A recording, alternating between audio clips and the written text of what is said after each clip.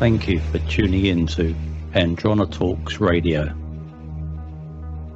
gathering as one in our sovereign truth from a galactic perspective, exploring our world with new ideas, knowledge, and a promise of a better future. Galactic discussions for galactic-minded people.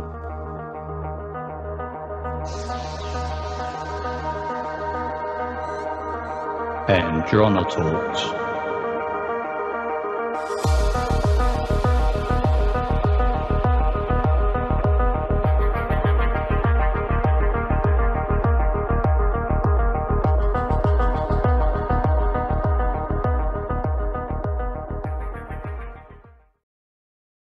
Hello, everyone, and thank you for joining us today on Andronetalks Radio.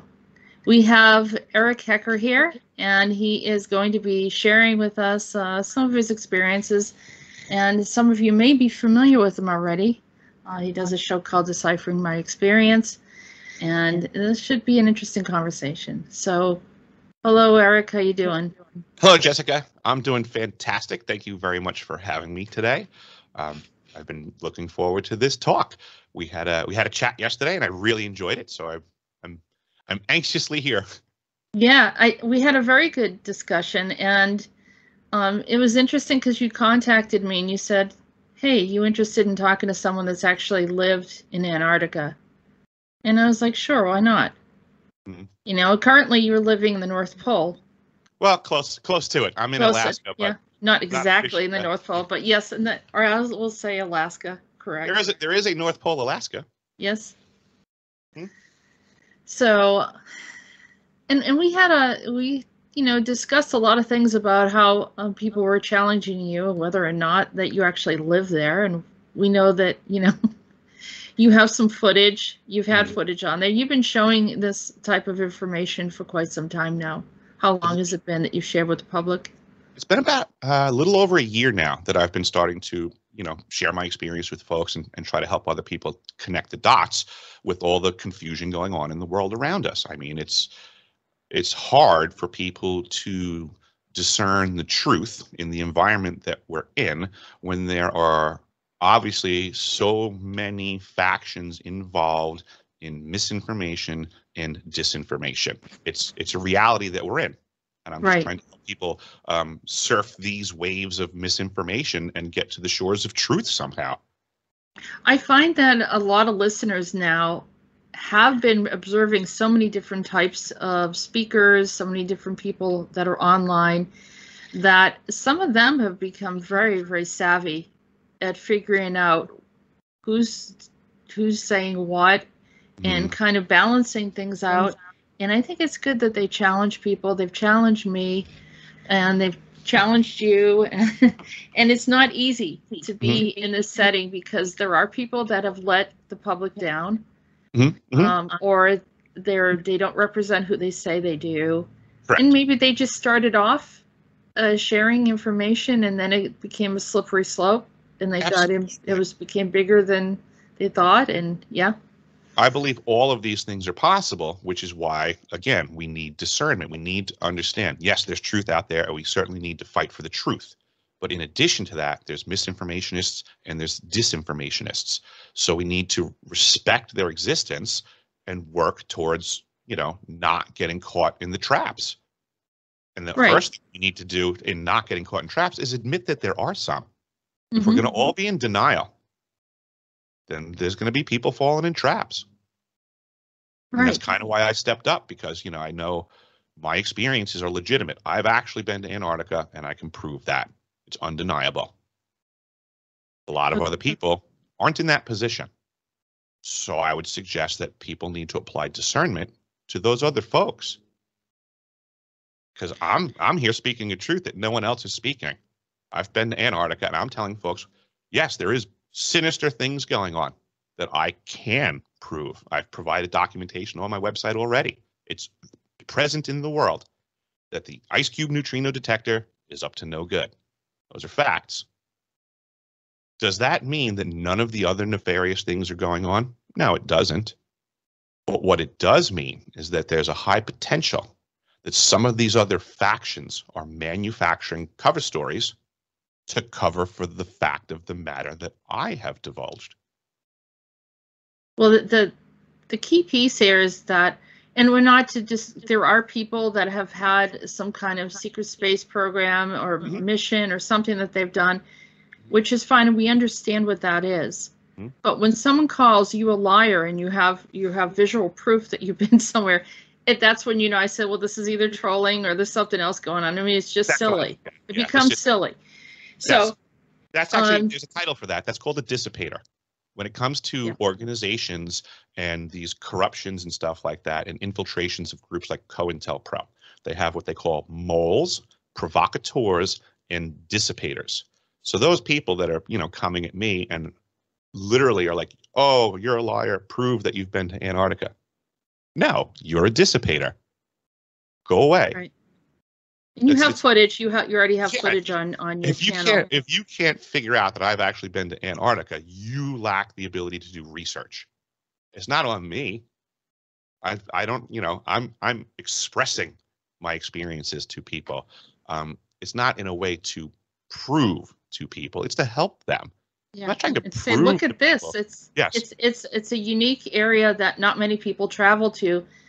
And then that brought in another conversation that we had yesterday is, why do people feel that they're not allowed to go there, or that you couldn't go there because the public's not allowed to go there? And there, lo and behold, we get right back into misinformation and disinformation that I'm trying to break. I want to debase all these lies, because there's nothing banning anyone from going to Antarctica. You hear that, folks? You want to go to the Antarctica, go for it. Call a travel agent. Find out how much it costs. That's the only prohibition. It's cost prohibitive. Poor people are not allowed to go to Antarctica because they can't afford it. It's land for the rich. And if you think that's the only pay-to-play thing going on this planet, go to the website and we'll teach you other things. Right. You know, anybody can go to Antarctica. You can book a plane. You can fly to another country where you can book a trip with a boat captain. There's yachts. There's all kinds of planning that can be done. If you're rich, go right ahead. Go to Antarctica. And the reason why you went there is because for work, I was working. The type of work that you do. Yeah. You know, so it's rich people or their employees, basically. So I was hired by Raytheon Polar Services, which is a giant military industrial contractor. They basically make missiles and things to kill people or track people to then kill them. That's what Raytheon does. Right. It's also very interesting that the only people that get the operations and maintenance contracts for the United States Antarctic program down there are the largest of military industrial contractors. They can't hire a janitorial company. They have to hire people that make missiles and weapons to be in charge of the cooking and cleaning of the facility. That's a little peculiar, because last when I was there, it was Raytheon Polar Services. Now it's Lockheed Martin.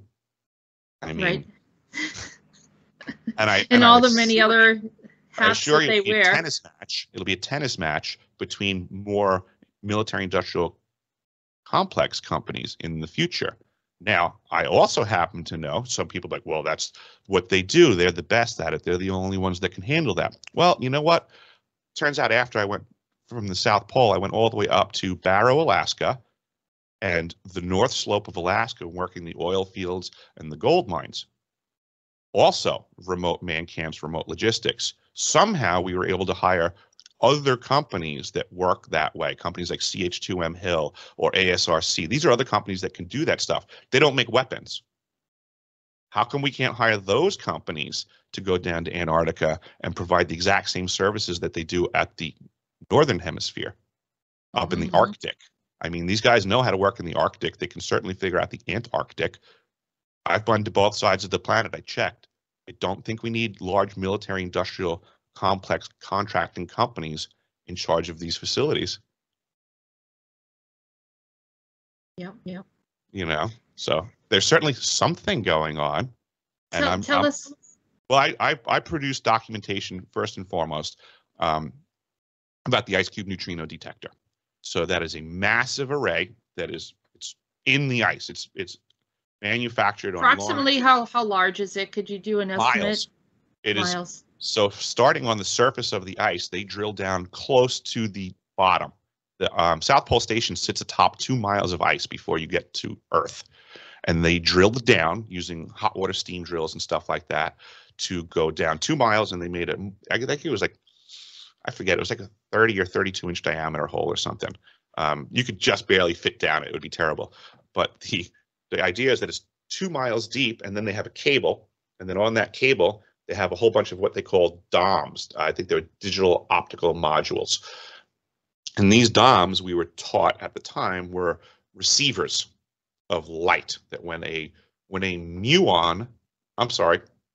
neutrino is coming from anywhere in the cosmos, and it gets to the South Pole ice patch there where the detector is, when that neutrino contacts the nucleus of the water molecule, a blue light flashes, and a muon is released. And it's that light flash that the DOM was designed to detect. And in my experience in military industrial complex programs, whenever they can pay for something to do one thing, they certainly get their money's worth out of it. But I don't think I've ever seen anything where they only get their one money's worth out of. It's like everything does something else. So I've found documents that show that the DOMs also transmit.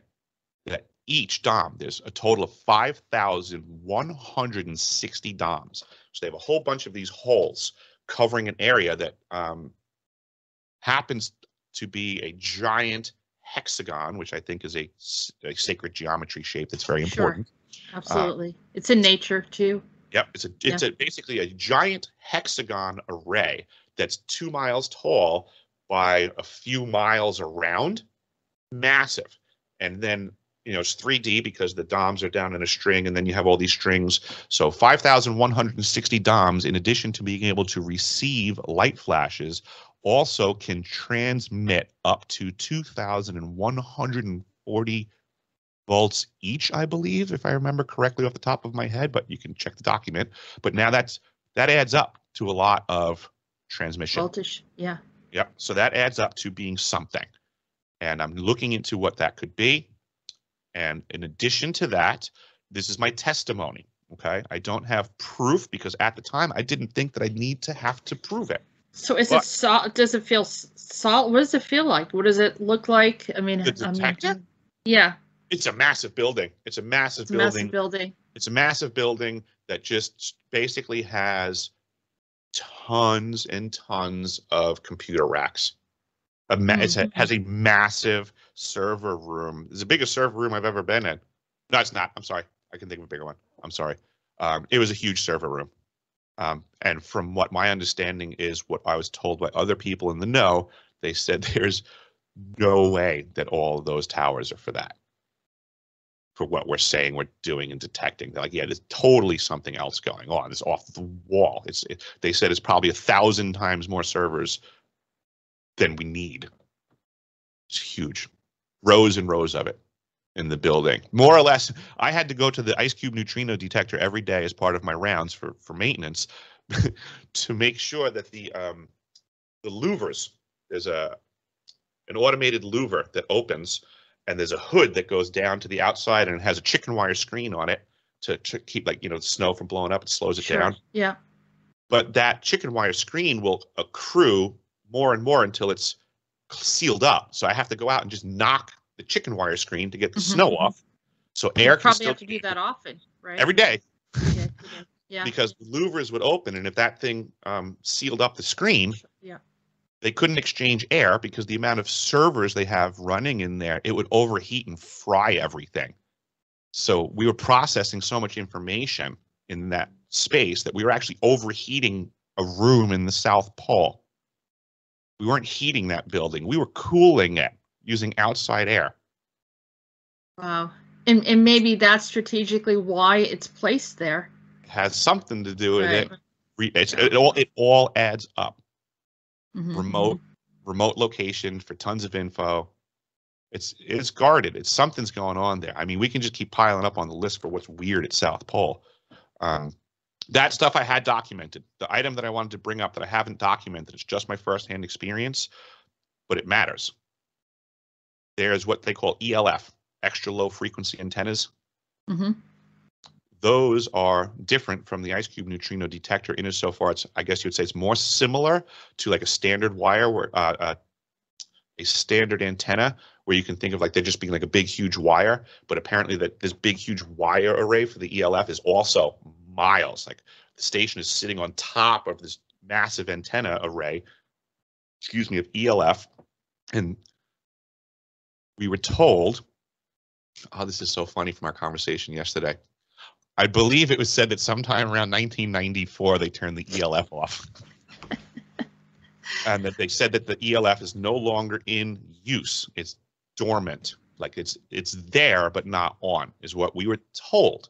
And I'm operations and maintenance there, and I assure you, I learned how to flip every switch. I went into every door, and I learned that facility. I learned they were lying. The ELF is absolutely on and energized. It's completely up and running. Right. But they do that when they don't want you looking at something.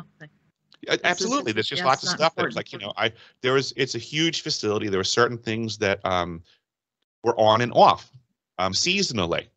You know, so you're doing things and you're doing work and, you know, safety first, and we have to work on this circuit and that. Oh, so next thing you know, you start tracking things like, and now I'm in a circuit breaker box, and all of a sudden I'm like, well, that one's supposed to be off. And it's not like, so you start getting confused because it's like, well, wait a minute. You have to check stuff, right? So the next thing I know, I'm finding stuff that's energized that I was told was off. And then I'm being told just, it's on, it doesn't even matter. Like, don't worry about it. So I didn't worry about it. You know, I was told there was science going on. It's science. So there was another guy that was there doing maintenance. So maybe they had this other guy. We had plenty of other folks there. So someone was assigned to work in that area where, you know, everyone thought it was shut down except for them, maybe. I wouldn't say that was an assigned area to work. It was more of a service zone for, you know, switches and relays and stuff like that. Okay. But it was just in the process of tracking it down in this service area that I found it was on, and then I brought it to the attention of the facility. And I guess because I don't want to out folks individually, I'll just say that I ran it up the chain of command and I confirmed that it was to stay on. Okay. You know. And did they ask you to maintain it after that point, or just stay away from there? They didn't ask me anything because they don't have to at that point. This is what people don't understand. Like, this is compartmentalization of information 101. Mm-hmm. This is how it works. This is need to know stuff. I was given what I was needed to know. That was it. It's the end of the conversation. It's not you don't probe. You don't probe. You don't ask anything else. I asked the question. It's just a yes or no kind of thing. I was given an answer. Affirmative. Yeah, right. It's staying on, and it's on for science. I mean, in the environment that we're in, stuff like that happens all the time. Sure. Yeah. And that's the last resort answer for everything. And that actually is the end all say all there. It's for science. Science is that's why we're here. You can't argue with science. I mean, I don't like it, you know, but it's just like, that's the environment. They say it's for science. And that ends the conversation right there. That's the end of the conversation. I don't get to tell them to turn it off. Nope, of course not. Yeah. I mean, I work for them. If anything, they would say it's broken and fix it, you know. and don't get me wrong, it wasn't a very amicable environment. So I get what you're saying. Like, if you have a problem with something, you should do something and say something. We were doing that all the time. There was all kinds of issues going on. It's 49 people for 8 months in the middle of nowhere. Plus, what's the temperature? The average temperature? For the people that stay in the station all day long, it's about 60 to 64 degrees. But people that have to go outside, it was the winter season. They say it's an average of minus 75. Well, actually, I think they say that for the year. It averages to minus 75. But for the most part of the winter, it was colder than minus 80 for the majority of the winter. It's Fahrenheit for anyone that's listening. It's yes. Fahrenheit. Yeah. Minus 80 Fahrenheit. Oftentimes, we would be in the minus 90 range.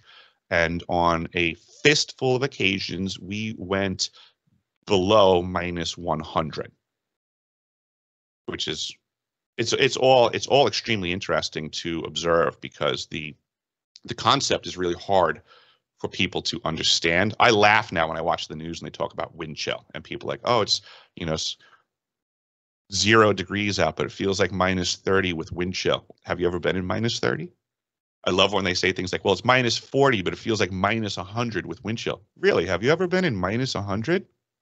I don't know how these weather folks get these ideas, because it's not at all what they purport. Not comparable. Not at all. Not at all. Yeah. I've told people that, you know. How many hats, coats, and all that other stuff that you would wear to accommodate that? The coldest, worst days ever, I had on so much gear. It's probably 30 to 40 pounds of gear, depending on what was going on. Because in addition to going out with my clothing, which was a substantial amount of clothing, I didn't go anywhere without a backpack full of survival gear, basically. And I mean, like, if I had to leave the building and go do my rounds, I had a backpack, I had food with me, I had water with me, I had extra batteries with me, I had more cold weather stuff that I could pull out and wrap around me if I got hurt in between buildings and couldn't shelter. So it was a challenging environment to do my rounds. I would jump from one building to the next closest building, and I would do the rounds. I would go from a building. There was a lot of outbuildings that I would have to go and inspect and make sure everything was up and running. And we had, I guess you would say, like safe houses set up in between some areas that are a longer walk. So that theoretically, if I got screwed up, the weather changed, lost my bearings, it could be, you could lose your bearings very easily in the weather. Because it's very vast and with the storm, vast, right? It's dark. It could be as dark as close your eyes. I mean, seriously, and now get back. It could be extremely dark. Yeah. And you can't see more than 2 steps in front of you on the ground off of what the starlight is. So it could be very challenging to get from building to building. And there were certain areas where I wasn't even allowed to use the radio. They called it a dark sector, and it meant radio darkness.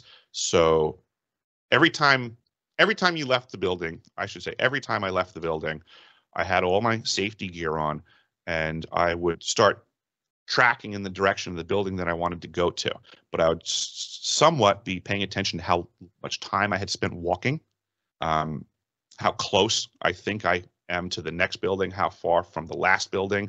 And I would constantly be reassessing that in my head, because at any point in time, things could change and I might need to call for rescue, which means I need to have my bearings and be able to identify them and give them to someone, which is challenging in an environment where you can't really get your bearings often.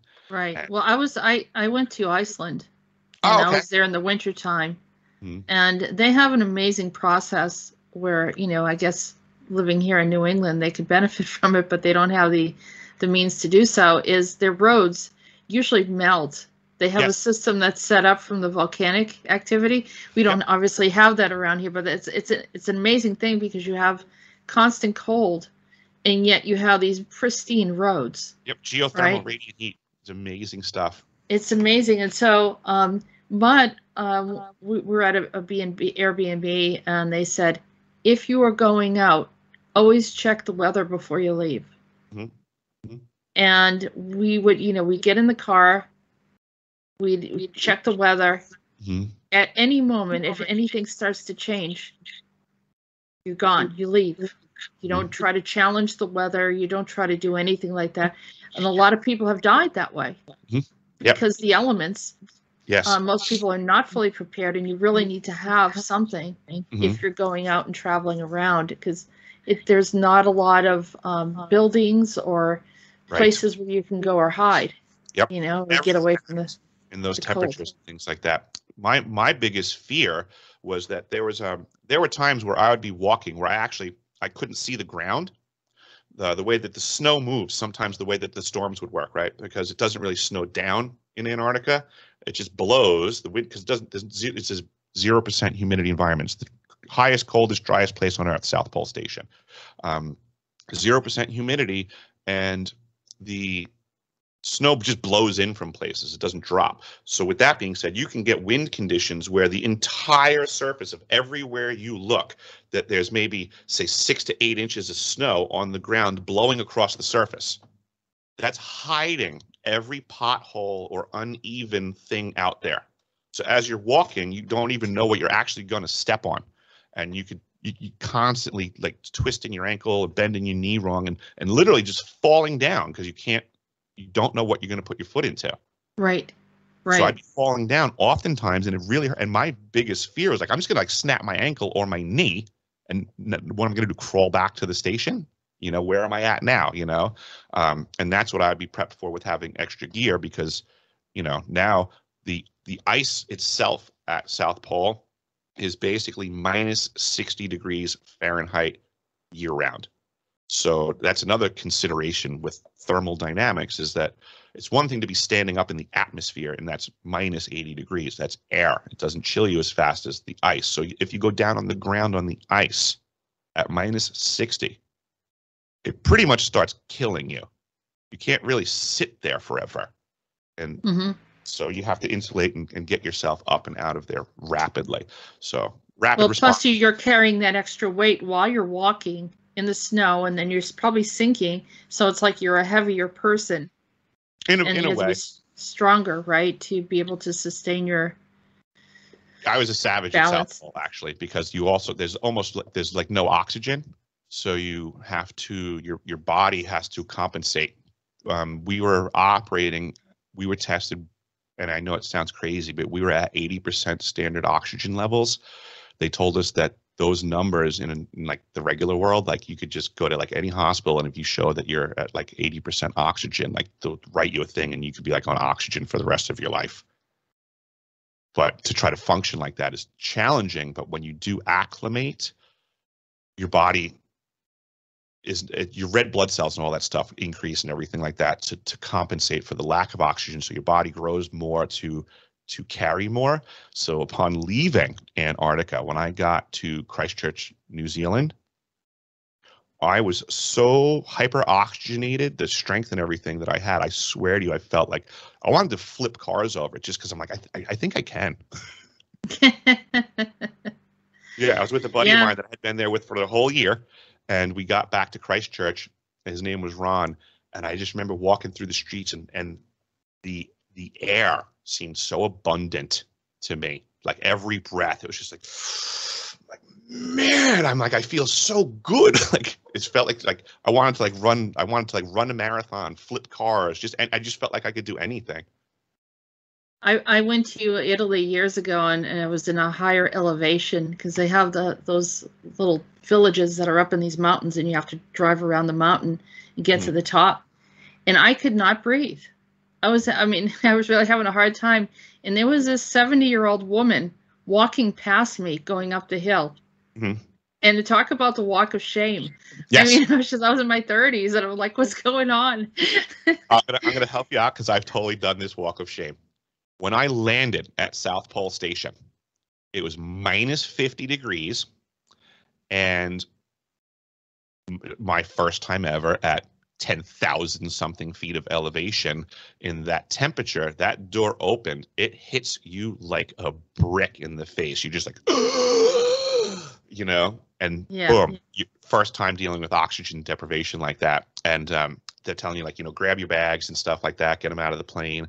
And we get outside, and I'm trying to get my bags up, and I'm having great difficulty. I got all of this cold weather gear on that they issued me, so I'm like the marshmallow man trying to get stuff done. And I look up from the station. DA, Destination Alpha, is the main entry exit by the skiway. And there were folks that were winterovers from the previous year that are now coming to like welcome us and help us get in. They have on like jeans, long sleeve t-shirts, and like a hat and sunglasses. And this skinny girl comes over, picks up all of my bags, throws them up on her shoulders. She's got like almost like no cold weather clothing on. She's just covering her skin. And she carries my bags and like starts walking towards the station. I can't even keep up with her walking with nothing, and she's carrying my stuff. And in my head, I swear to you, I was thinking, I'm like, man, I wonder if she can carry me too.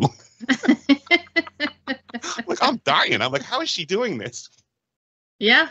Yeah, it is absolutely amazing. If you acclimate towards something, that you get used to the environment, your body adjusts, and that's, some other indications whether someone has been somewhere or not. They know exactly what's going on there.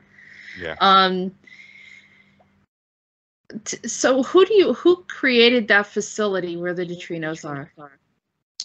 Oh, geez, that's a great question. The scientist behind that, I can't remember his name off the top of my head, but I'm sure it was run across. It's probably like written on the door on a plaque right next to it when you walk in, something like that, and somewhere Well, inside. the time period, like when saying when it was built. Yeah, when was it built? In 2010 season that I was there, I believe it was in November, we completed its construction, and it went from construction to operations and maintenance. I guess that's interesting. Wow, now that we put it in perspective, that was the same thing for the elevated station. The elevated station and the ice cube neutrino detector were completed officially in my summer season, and I was on the team that transitioned it from construction to operations and maintenance. What is your primary skill? Is it plumbing or just maintenance all around? My primary skill set is plumbing as an expertise, plumbing and heating. But I have an extremely well-rounded toolkit, so to say. I can function outside of my trade. Yeah. If you stick me at a facility, I can pretty much get almost everything back up and running.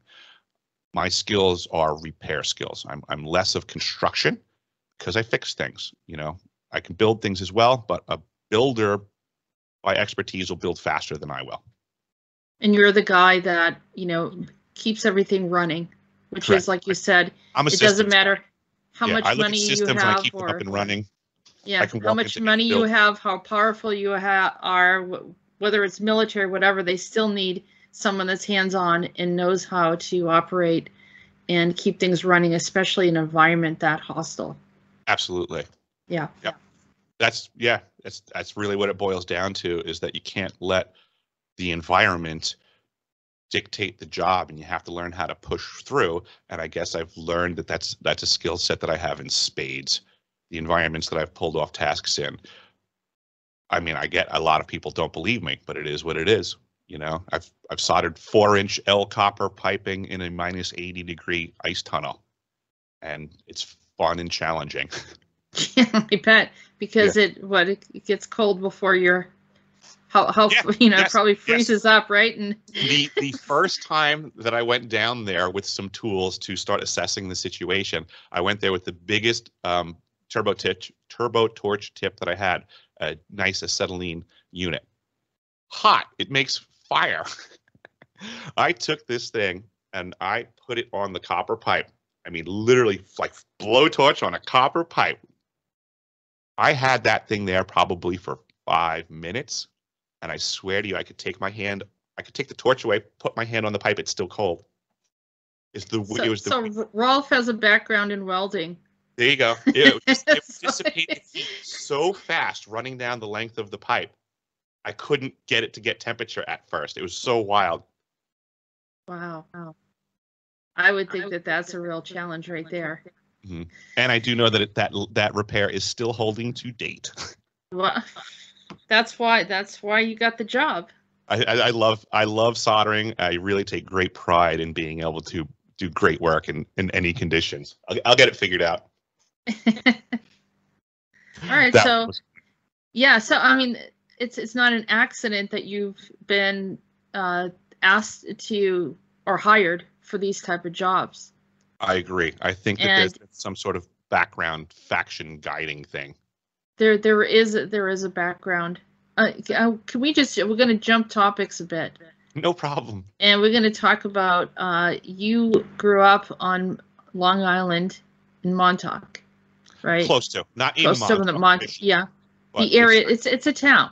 It's a town. Montauk is a town, correct? But yeah, it's not just a facility. Everyone thinks it's just a facility. It's actually a town. Yes, it's a great fishing village. It's one of the premier fishing spots in the world. And it started off that you grew up in a very unique area. That was what the house was in a location that was previously related to an Air Force or the Long Island.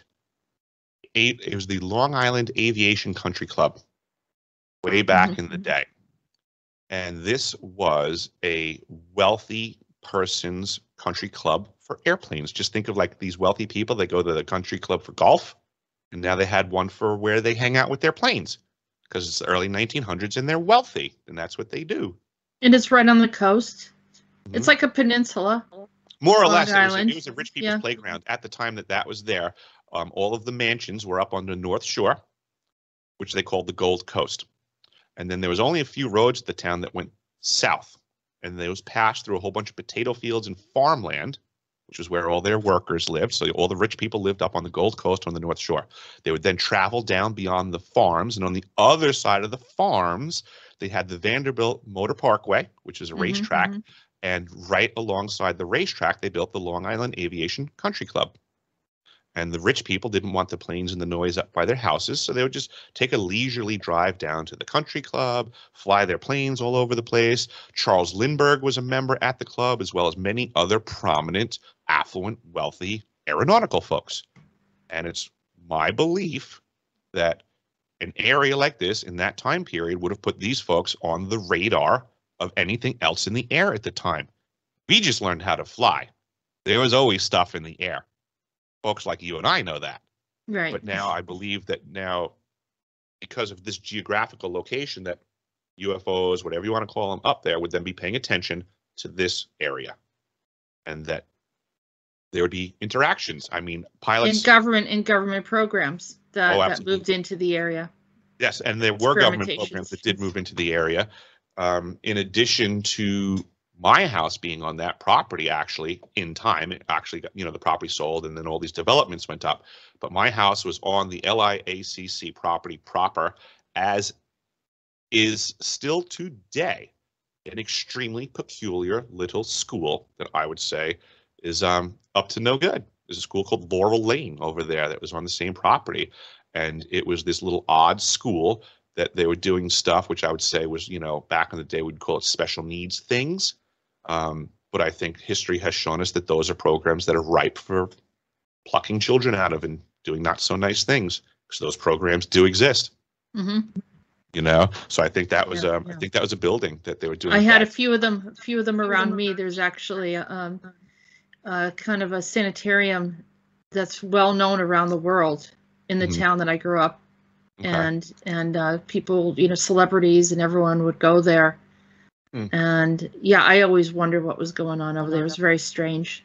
Yeah, I think it's always worth questioning when we consider the potential of the safety of children being compromised. I'd say it's a fair conversation at the very least.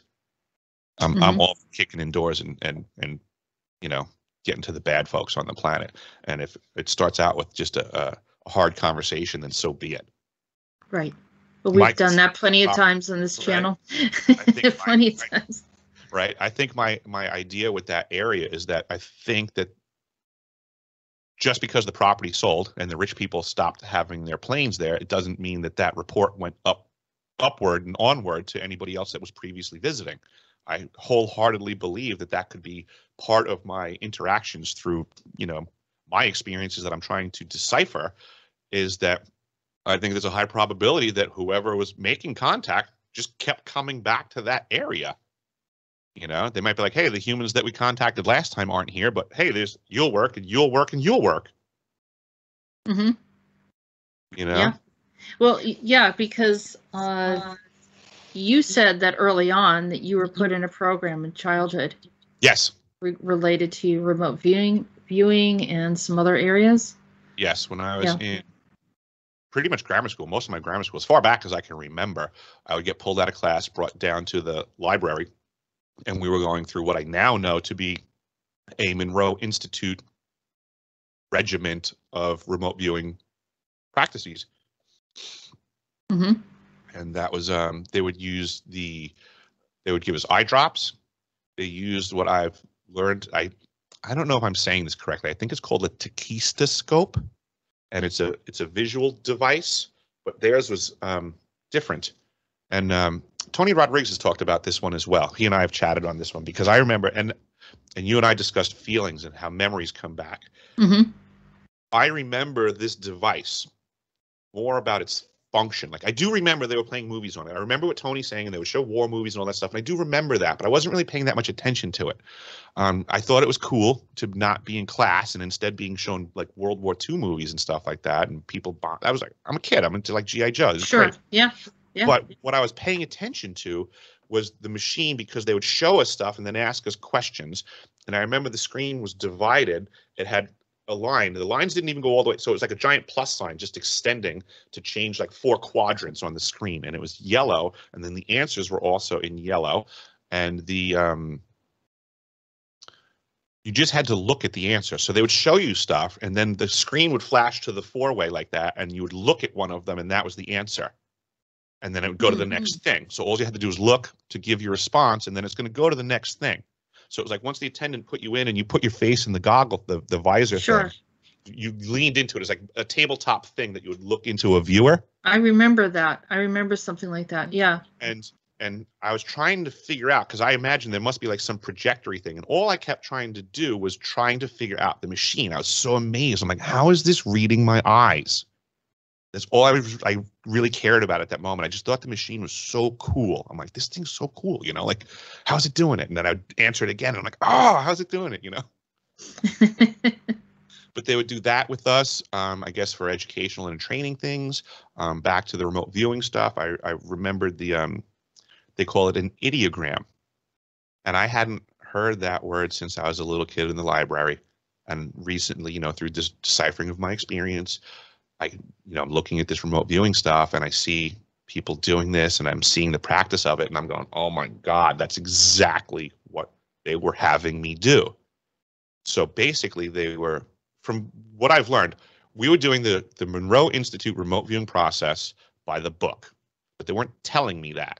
So from my perspective, it was just very weird, because they would ask me questions and tell me to do weird things, and then ask me what my answers are, and then congratulate me on how good my job of doing that was, which from my perspective seemed insane. I thought they were all crazy people. Sure. Yeah. You know, that's what I always thought about when I go to the library. I'm like, whatever. Because you had no idea what they were trying to figure out. No, and it just seemed random and disconnected. Right. Yeah. They would say things, you know, we're going to do your squiggly line, do your idiogram, do the idiogram. Okay, do you see mountains or lakes? Huh? You know, what? It doesn't matter what answer you give, whatever, just tell us the answer. It doesn't. And I'm sitting there, I'm like, how can it not matter, the answer? How can someone ask a question and the answer doesn't matter? And it used to agitate me in a way, but also it's just like, whatever. I'm out of class. We're doing the things with this, you know. The eye drops are cool, because when I leave the library, there's an effect from the eye drops. When we were in the library, they had all the shades. Everything was totally different in the library. First and foremost, they closed all the. They had everything was totally darked out. There was a lot of different things in the library when we would go in. There's all different equipment in there. The librarian just sat in the dark in her, like, she had like a booth, like cubicle of some sort, or kind of, like you know, where she would check out the books and stuff. And it was like, normally you walk to the library, she's like the queen of the library and blah. And it was like, when this was going on, she just sat there. She didn't talk. She didn't do anything. Wow. But I would leave the dark library if I could wrap up fast and get out into the front lobby, which had big, massive windows that were south facing. All the sunlight would come in, and I wanted to get out of the library with enough time to dawdle between getting from the library back to class, because in that environment, my eyes were seeing everything with the yellow tint to them, like as if I had yellow lensed sunglasses on. That was from the eye drops? Yes, ma'am. Wow. And then that would wear off. So again, like I said, you know, from my perspective, I don't know what they were doing at the time, but I was in Catholic school that my parents were paying for me to go to, and I pretty much presumed that this must be part of what I'm doing. Like, that doesn't sound like traditional Catholic school. I agree. And I know plenty of people that have gone to Catholic school. I agree. And I haven't heard of anything like that in particular. Yeah. Although I do remember those lenses, but I don't remember the eye drops. I don't believe I had the eye drops. But what I think is, it sounds like in the posture of the way that the librarian was sitting during these courses, I'll say, it sounds like it was inserted and required by an outside source to come in and do this, post this experiment. That was not necessarily the original curriculum of what that they would typically do in the classroom.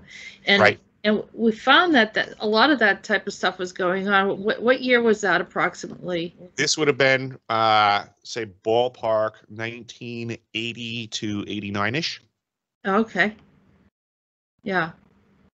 So during the 60s, when they started doing all the LSD experimentations, the Montauk Project and MK Ultra, so a lot of that type of stuff started going on there, and then they started integrating it into classrooms in different degrees. Yeah, absolutely. I mean, I had some kind of testing. I don't remember what it was for. And all I know is that I had like this really high percentage in like abstract thinking. They called it abstract thinking, but I felt like it was something else. It was like the top, like 90%, like the highest percent almost in the country. And I'm like, well, how is it that I'm like, you know, above average here, and then all this one area that was really spiking? But of course, you know, I knew that, you know, I was targeted for all of this myself, but in a different way, right? So we have the experiments and the different things going on. Yep. I think these programs, this is a lot of what I'm trying to get out there, is I feel like, you know, I'm remembering things is what makes me special.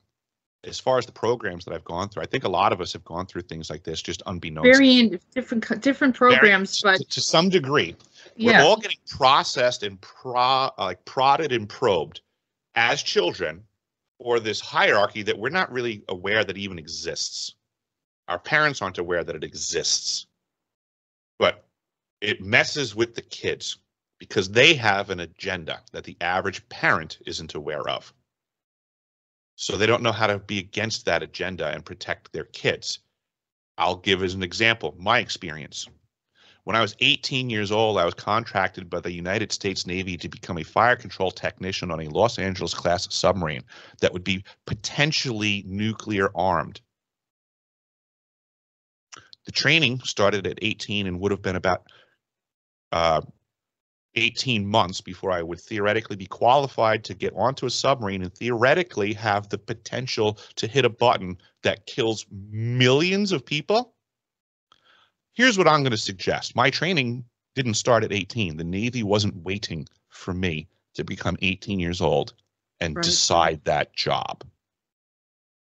I think the selection process and vetting happened much sooner. Elementary school. I think this happens with a lot of people in their life. I think that's where it all is. Yeah.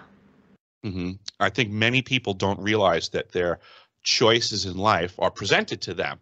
So you can walk a path and you go, oh, I'm going to make a left. Oh, I'm going to fork. You know, there's a fork in the road. I'm going to go. If someone's ahead of the road on you and building the road and manufacturing the turns, you have no decisions. You've never made a free choice in your life. That's going to bring up a lot of debate. Fair enough. It should. Look at the world around us right now. On a scale of 1 to 10, how free do you feel compared to if I asked you in 1980? Right. I feel 0 free compared to how free I felt in 1980 on a scale of 1 to 10.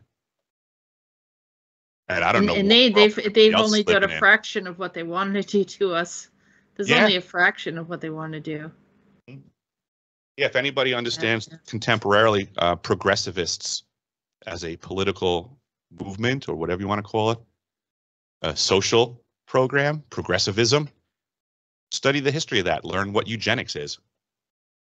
I mean, that's the fact of the matter. They straight up do want to kill everybody. Yeah. It's referenceable. Or they definitely see us as disposable. We'll say it like that. We're part of the experiment. And these are, I don't believe they're human. But that's what more and more my brain is going that way. So I can't believe that human beings would treat each other this way. So yes, I believe this. I believe there's an outside force. Don't. Yeah, yep. They have what's called a conscience, and we're looking at something that is completely conscienceless and treats humans as lab rats or whatever. Yeah, absolutely. So you go through this experience, and when did you start doing electrical work, or no, plumbing? Plumbing as officially early. That would have been after military, or is it prior? 1994. I officially 94. got it. No, we're gonna get back to 94 because 94 is a magical number. For some reason, a lot of things happened that you can identify. But let's go back to like, so around 1994. So you were 89. You were in school. How old were you? I just turned 46. You know, how old were you there? Oh, say in which you? In 94? 1994, yeah. 18. 18. Okay, so and that's when you started doing plumbing, and then you got into the military. I just got out of the Navy and just got into plumbing. Okay. Yep. So that was my transition right there. What you told me yesterday is that you started doing plumbing for people that had excess wealth. Like some of your clients were very elite, similar to like in the military. They know who you are. They will not just allow you into their home, or anyone. They don't just call up, oh, let's find a listing of all the electricians in town. They don't do that. Yes. What is their usual process, would you say, of extremely wealthy people? How do they approach something like that, and who they welcome into their home to do any type of labor? I'm having to reassess that myself, because I'm only just realizing that it was more coordinated than my original first perspective showed. It appeared at the time that the company that I worked for was just well known and well established, so that would be why they were calling the company, and I just happened to be working there. It was how it looked. But like you said, you're right. It's, you know, a true wealth baron on this planet is someone you don't know their name. I've said this to people before. So Bill Gates, Elon Musk, all these people that everybody thinks are wealthy are peons compared to the clientele that I used to work for. And I do not believe that it was as simple as a random plumber coming to their house, even in the company. I mean, there was tons of guys in that shop that were not going in the homes that I was sent to. You know, so it wasn't even just the shop. In reality, there's a whole bunch of guys that are never going to step foot in the homes that I went into. And a person could argue and say, well, they have surveillance. What would they be afraid of? They had tons of surveillance. I know they had right. security teams. But they surveillance and security teams when I went. You were selected. I would show up sometimes. I can remember one property in particular. There was a guy that used to own the New York Islanders, and his property was across the street from Sagamore Hill, which was Teddy Roosevelt's summer home back in the day, which I also did plumbing in there. But this house across the street, I pulled up to the gate. There was a camera at the gate. Real Wealth has a security guard on that camera and knows that you're coming. You don't have to hit a button and announce yourself. They are aware. Right. So I pulled up, the gate opens. I proceed to start driving down the driveway. It's a road going into the forest. Sure. I don't see a house or anything. This is a gate and a forest. And my ticket says to go to the address, and there's a leak in the basement. I start driving down this road like forever, and I get to a stop sign, and it's a four-way intersection. I can go straight, make a left or a right, and I still don't see anything.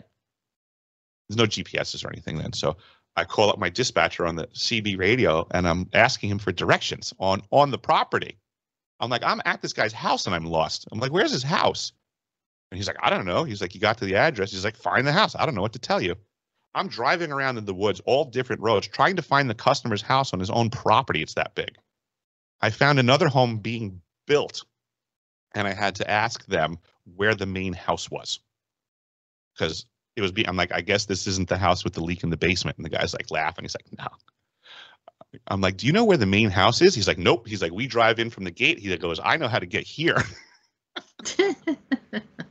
So I wound up going through the woods some more, and then came across an actual bridge, and this that I had to drive over, and there's a rushing water going under the bridge and a massive giant waterfall with like thousands and thousands of gallons rushing over it. Turns out he hired like the Disneyland construction crew to come in and build it. It's all artificial. There's a pump house on the bottom. It's just pumping the water up over the waterfall, you know.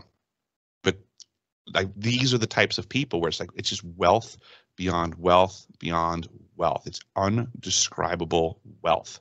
And he had security. Like I did notice when I was driving through the woods, there were cameras on the trees, and they're moving and looking and panning and stuff like that. You know, full security details. These are the people that are off the books. Absolutely. People don't know their names. This guy, we do know his name. So okay. he's up there, but it's just I brought that one up for like the level of. You've met those people, like we talked about that. You've met those people that, and I have met them too. They're very discreet. Nobody knows who they are. They work through other people that you may find familiar, but yeah. Actual wealthy people don't go to work. Work comes to them. They don't go to work. They have a study or a library, and whatever their business affairs are come into their home. Like their manager of this will come and visit him and say, we have trouble with this. What do you want me to do? They don't go to work. Work comes to them. Because they're not working. They're just living their life of opulence and making decisions. It's not even, it's a different world that most people can't comprehend. Yeah. And you've been in those homes. Yeah, they're not worried about mortgages and stuff like that. So far as like figuring out how to pay their mortgage, they're trying to collect mortgages. They do things like own all the liens that everybody has on their houses. You know, that's what they do. A lot of the folks that I worked for, straight up, had tons of Trilateral Commission and Council on Foreign Relations literature in their homes. Which I just knew at the time meant they were a bigwig, but I didn't really know the details at the time. Sure, and all the ins and outs of what they were doing. Absolutely. And these are the people that had an awareness of you, because Correct. You don't just suddenly become a plumber or electrician and then are welcomed into those homes. This is where we see your path was kind of paved. Yes, even at the very least, just from a corporate sense, right? The amount of espionage and things like that. Theoretically, they would have to be concerned that another company sent me to their home and I might have bugged their sink. That's the stuff that they're like concerned about. That's reality for them. I was looking at, it's a little bit not really off topic, but I was watching the movie Antman. I don't know if you've ever watched it. I haven't. But all right, Antman, it's really interesting because it starts off that he is like a cat burglar, and he breaks into this house. It turns out that these guys kind of hinted that he should do that. He goes in and breaks into the house. It's extremely wealthy, and it's connected to the corporation. So then they turn around and welcome him back into the house because they had cameras. They knew everything. They let him get away with it. The whole thing was set up, and then they wanted him to work for them. I've seen stuff. I used to have to. There were times where I would have to bring someone from my company in to help me on a job site. It takes extra, just backbone type stuff. Help me carry this in the house. But I'd have to give them a speech. Like shut your mouth. Don't say anything in the house. Don't touch anything. We are absolutely being watched. There's cameras everywhere that you're not going to see. I was dealing with this in the 90s. Like people don't realize the stuff that we're getting now was available to the wealthy 50 years ago. Their houses were wired with teeny little cameras hidden in stuff everywhere. Your standard light switch or outlet box, you can replace one of those screws with a camera, and it screws right into that. That's been around forever. And I would go into many homes where you'd see that one of the screws was gone, and all you have to do back in the time, you'd see there'd be one screw, and then the other one was a black dot, and that was the lens of the camera, just like on the back of your phone. Yeah. So they had like those teeny little cameras that are in our phones right now used to be in rich people's wall outlets in the 90s, watching everything going on. Here's another news flash for you folks. Anybody who works in a corporate office and you think that the light needs to be on for somebody to be listening to, you're out of your mind. Every single commercial phone system, the boss is listening to everything everyone says always. They will lie and say they don't.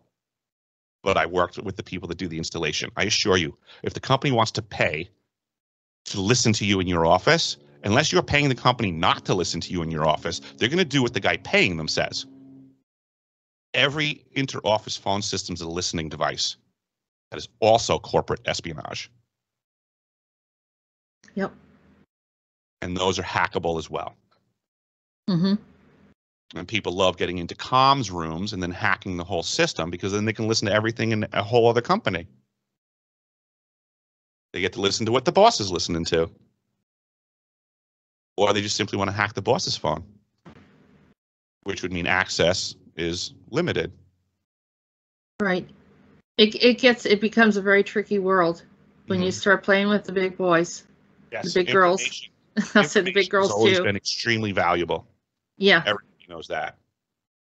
Yeah, and well, this is how corporations became so powerful. And I know Peter often talks about how the corporations pretty much rule everything. There's no nations in the future. Oh, that's the truth. I I can feel see that. We're pretty much at the precipice right now. We're in the death throes of the United States of America if something doesn't change fast. The corporations, I mean, China owns Biden right now. I mean, that's pretty much lock, stock, and barrel. And the whole voting issue, I mean, or non-voting or facade of voting. Yeah. I mean, that there was a complete indication that a complete takeover where they're just making a decision. They're telling us openly, this is who we want in office.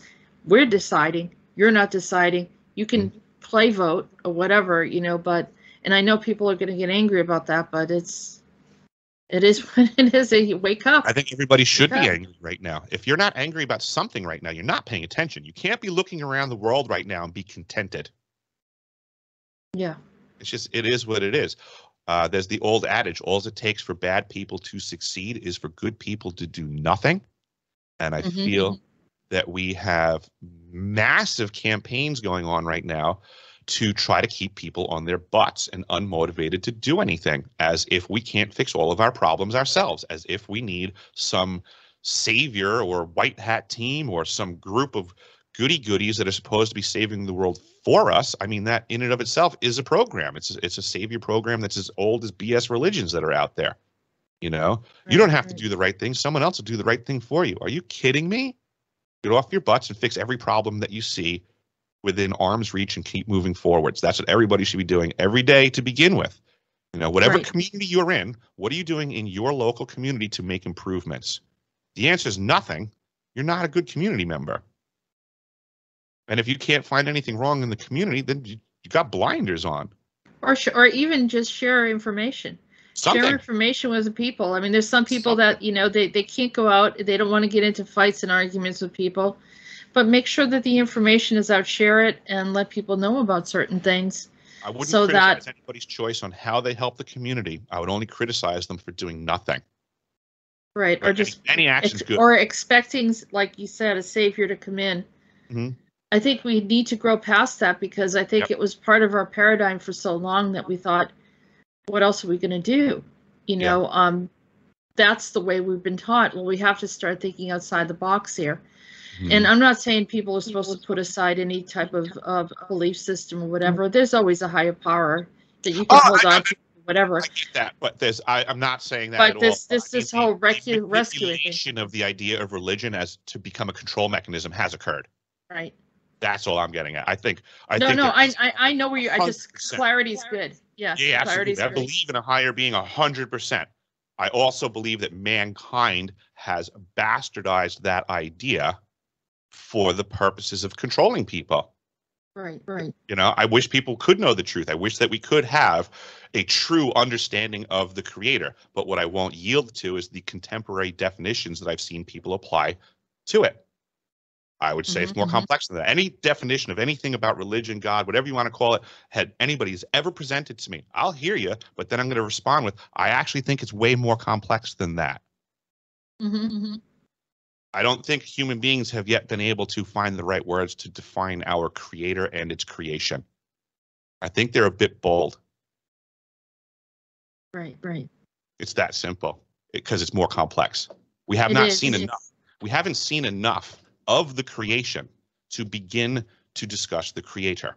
It would be like if I chipped off a piece of the cathedral at Notre Dame. And I showed you that teeny little piece of the cathedral. And then I asked you to talk to me about the architect. Can't. It's not possible. Can't. You haven't It's seen not enough of data. It's not enough information. completely impossible. Right, right. So I respect that we have an architect to the creation around us, but I laugh at the definitions that I've been given. Mm-hmm, mm-hmm. But also this sedentary waiting and hoping and praying, and which is okay to pray and it's okay to have hope, but not to base your entire existence in that paradigm. I mean, we have to be proactive and we have to speak out. We don't like something. And like you said, they're counting on the fact that people are just saying you're an authority, and we have learned, it's been ingrained into our thinking since childhood that you're authority, and we have to believe everything that you say, to those that are in government positions and other type of like the upper echelon of who they say are important, whether it's the UN or anything like that. EU. It's a paradigm shift, because we've actually been propagandized for you to communicate just the way you did, with no disrespect, Jessica, but you called them authorities, and they're not. But they but that's what they're calling themselves. That's what they're calling themselves. I don't call them authorities. Right. No, they have the people convinced of that, when we should use terms like public servants. We need to start reprogramming the population. The terminology should be changed. Yes. That's long-term manipulation of a society. And it's been accomplished through the application of intention. Intention. In the early 1800s, people understood that politicians were public servants. And they understood that if a politician starts, speaking ridiculously, you could just tell them, shut up. I mean, a politician was a lowly job. It was understood to be lowly. Right. And it didn't pay well. Who the heck would want to be a politician back in the day? Now it pays well and is prestigious. How'd that happen? We gave it to them. Yep. The average population gave that to them. Over time, they whittled away. Mm-hmm. I think Ben Franklin said at the inception of our great country, he said that no public office should provide for a man, meaning that he shouldn't be able to singularly provide for his family off the income of that office.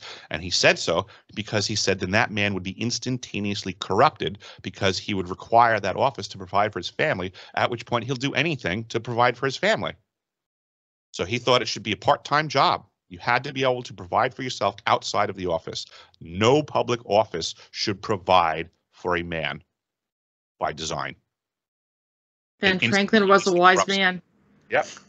Yeah. But yeah, nowadays everybody like to say he's a knucklehead and an old white racist guy that didn't know anything about anything, which is the sadness of where our country is at nowadays. Yeah. We have people thumbing their noses at the founding fathers is off the wall. Yeah, it doesn't make any sense at all. But we know that they want to just completely annihilate the foundation of anything that was for the people. Yeah, it's a rewrite of history. Yeah, and if they can wipe it out and call it fictitious, or rewrite it and say something happened that didn't. Yeah, that's called the mud flood, I think. I wonder. Yeah, it makes me wonder. It's just crazy. Yeah, I guess there's so many different directions we can go with this here. I'll go for it. But I do believe that the amount of money that people are getting paid to then make decisions that are really harmful to the population, they should be held responsible for that. They should be very much held responsible. We hear every single administration, we hear about how they're going to provide so much more transparency than the last administration. Well, folks, how's that been working out for us? Are we going to still keep believing that? We're going to still keep sitting down waiting for the next administration to tell us the truth? It's not going to happen. Like waiting for them to tell us disclosure. Exactly. They had their chance. They've always had their chance. There's nothing ever stopping the government from being forthwith with intel. But they're not going to do it. They haven't done it. and you're going to get more disinformation and more misinformation. Yeah, but we keep waiting. Why are we continuing to wait? I haven't the foggiest idea, because what I'm trying to do is motivate folks similar to myself that have actually been in the trenches of this BS. I'm able to connect things and pull documents out, put them to market for everybody else to see. And I want other people to start doing it too, because I was not alone at any of the facilities that I was at. I'm aware that not everybody is on the same level of perception of things, but I'm trying to find the folks that are. Other people that have been out there working these programs, SSP type things, whatever you want to call it. There's people that have experiences from, excuse me, the other side, so to say, but this other side is still supported by a here and now aspect. There's got to be a transition point where there's people that are working in the here and now, and they're bringing people from here and transiting them to the SSP stuff. However this is going on, there's points where it's happening, and there's people that are in the know and can help bring out info. And since the government isn't actually releasing the truth, the only thing they're really doing right now is they're kind of just holding the door open. That's all the government is doing. They no longer have the door closed and locked on the conversation, and they're no longer penalizing everybody for talking. They're holding the door open. So I'm just telling everyone, come running through that door. The door's open. Let's go. Right. Tell everybody everything you know. Let's do it. I think they're at a point where they're not really caring, and they're allowing, there's less of a filter of their agendas and what they're doing. And so because of that, they're like, we don't really care. We'll just discredit that person. We'll just make them look silly if we don't like what they're saying. We'll send a bunch of trolls to them. That was one of my fun experiences. And you know, that kind of thing, that when you're trying to bring, you know, come forward and bring out information, it's okay, until you say one little thing that they don't like, and then that's it. And it's like everyone thought social medias were a public platform. It's supposed to be a public platform, but it clearly has an extreme bias. And yesterday I did a show and I was talking about Wikipedia. Wikipedia initially was supposed to be a public platform without bias, but it clearly has a bias, and they've admitted that they have a bias. And so the information of what actually happened is leaning toward, is distorted.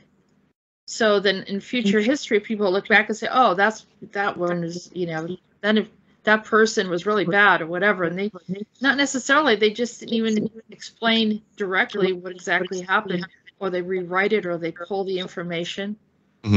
Yep. And we have this going on all around us. So it was almost like they pulled everyone in, got everyone's personal information, and it was great. People were communicating around the world, people connecting. This is the most incredible thing possible. Social media is going to change the world.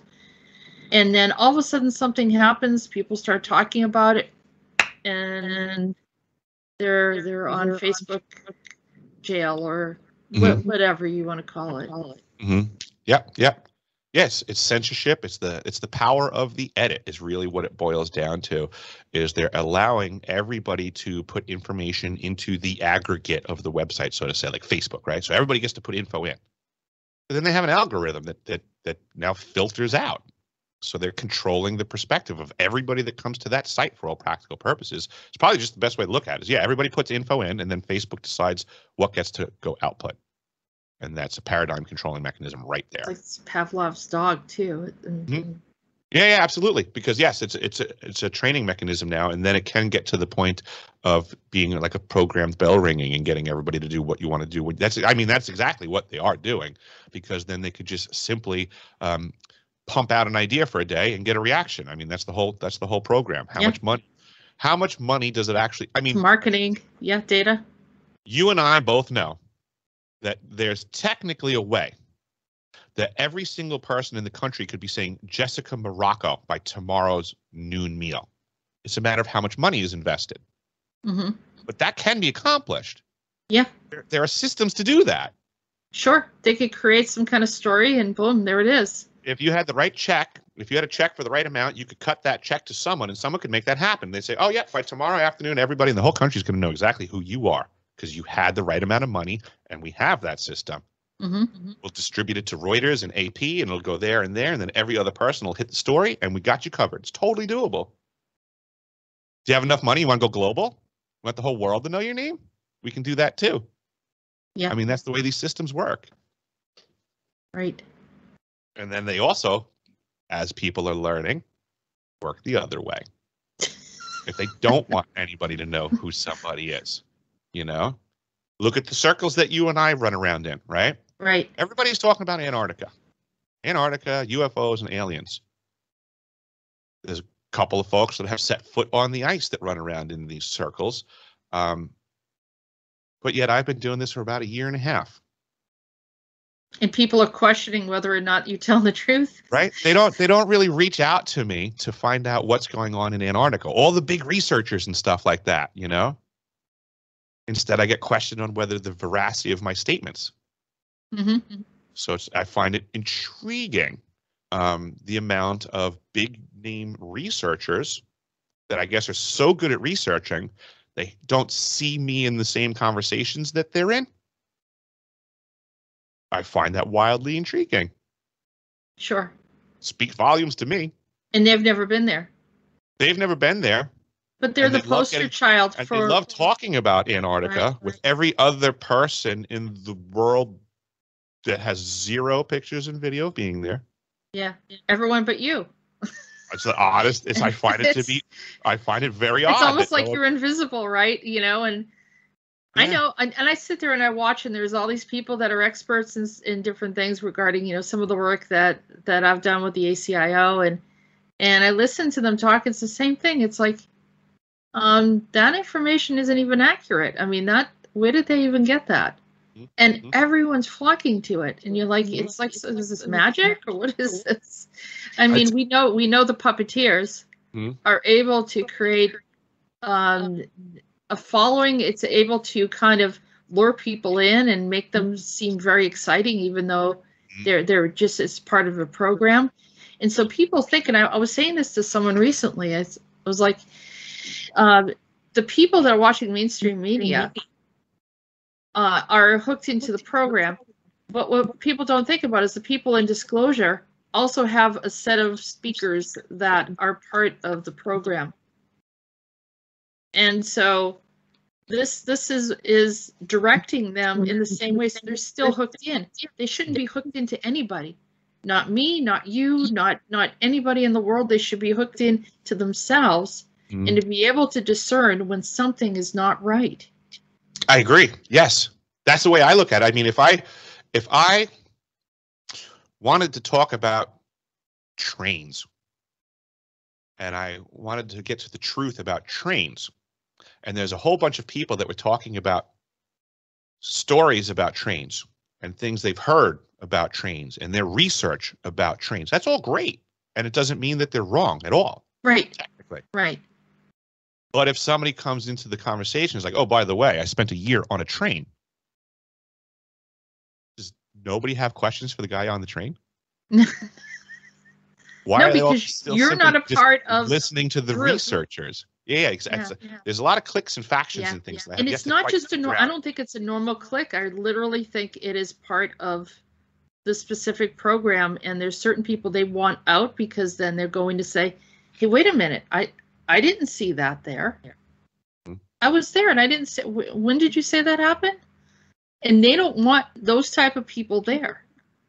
I'm familiar with COINTEL Pro, and I don't know if a lot of people are. Look up COINTEL Pro. Define it for us, for the people that are listening. COINTEL Pro is a government organization that's been around for a long time, but by a new name now, because back during the Church Senate Committee hearings, they were outed and told they were no longer allowed to operate under the name of COINTEL Pro. No one said stop. They said change your name. But the function of COINTEL Pro was to infiltrate both sides of every conversation. Yes. And they were great at it. What we found out was they were excellent at it. So they would do things like, say, during the Vietnam War, right? There's pro-war and there's anti-war. They would send bowls, provocateurs, and dissipators into every side of every conversation. So let's say, Jessica, let's say you had an anti-war group going on, right? And Sure. I was a COINTELPRO operative. I would just come up as a fellow college student. I go, oh, hey, Jessica, I hate that damn Nixon in the war too, and I want to help you with your movement. I just simply become your friend. Mm-hmm. And then all of a sudden, like, you're trying to do something, make things happen. And, obviously finances are always tight for any movement. So all of a sudden I go, Jessica, my uncle really believes in what we're doing. And, but he's a big time, buckety muck. So he can't really be involved, but he's going to throw us some money to take care of what we need to do. Bam, you just got funded by Uncle Sam and he runs your movement. And now you either agree with me and my uncle or you lose your funding. And fall apart. Correct. Mm-hmm. I've just taken over your movement. Yeah. You did the ground. I did the groundwork, and then you took over. Yeah. That's how it works. They do it all the time. They grow, and then depending on what cell they're manufacturing, they will fund it accordingly, and then they start making these little groups of things that they put to task. We see every time one of these buildings blows up and they capture someone, if you pay attention to the news really fast, they'll say, oh, well, it's not like he totally got away with it because we were watching him. He was on our radar. This was actually a sting operation. We arrested him because, he was going to blow up the building. Well, he wasn't really going to blow up the building because it wasn't a real bomb. It wasn't we told him it was a bomb, and he thought he was going to blow up a building, so we arrested him for that. So wait a minute. So this guy wasn't doing anything wrong. You convinced him it was a bomb. You convinced him to go to the building. You set the dude up. You framed the guy. Yeah. That's all that's going on. Because whatever that cell was that they had manufactured, they needed to close down. They had been funding that guy and his ideologies up until a point that they needed to shut it down. And then when they do things like that, they put it all over the news because then everybody goes, terrorist. Or else they get thrown out the window and then they committed suicide. If you pay attention to when these events occur, it usually happens right before the department needs to get more funding. They need to justify their actions and presence. It's a sham. It's all a big sham. And I noticed that a lot of these. The world is a stage. Yeah. I noticed that the grassroots groups, they watch them. They watch to see if they can make anything out of it. Mm-hmm. And if they have an interest or see that they're getting somewhere, then they step in and then take it over. Mm-hmm. Yep. It's just like inventors. Inventors start creating something and they see someone that has getting a little too close to creating a new type of product and ingenuity. And then they step in, they show up out of nowhere. How did they know? How did they know? You're not even advertising yet. How did they know? This is the different world you and I wake up to, and we're concerned about paying our bills this week, next month, and so on and so forth. When you don't have those concerns, your mind goes in other places and you're functioning in different paradigms. And that's what those people do, is now they get to cherry pick from the crop of people the things that they need because they have the time to do that. And then the way that you now guide that person in the direction that you want them to go is you simply give them a little bit more money that they've ever had access to. Right. And then now take that money train and move it in the direction that you want. Because their choice is to get off the money train at any time they want. And people can't do that. They're very challenged to do that. Anytime someone tries to step out, this happens. Anytime. I mean, Tesla went through it. He was just trying to bring in new energy, free energy. Yep. And then they take his ideas and turn it into something else. Absolutely. The weaponize what they're doing.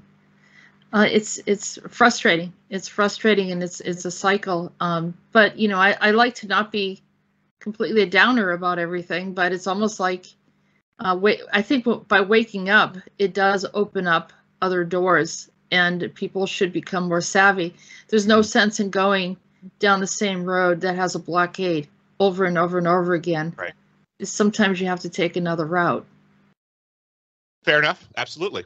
I think in this circumstance, I feel like the route is action. I feel like what we've been doing over and over again is nothing while bad people advance.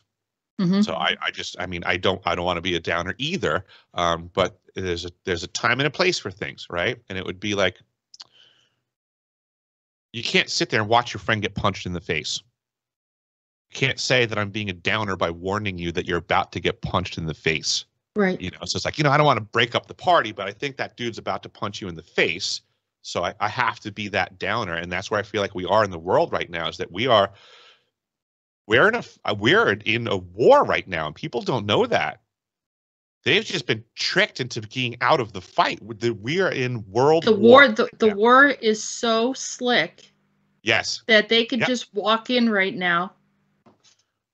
Even weapons, right now, they without weapons. Yeah, that's I was going to say. The weapons aren't what people think anymore.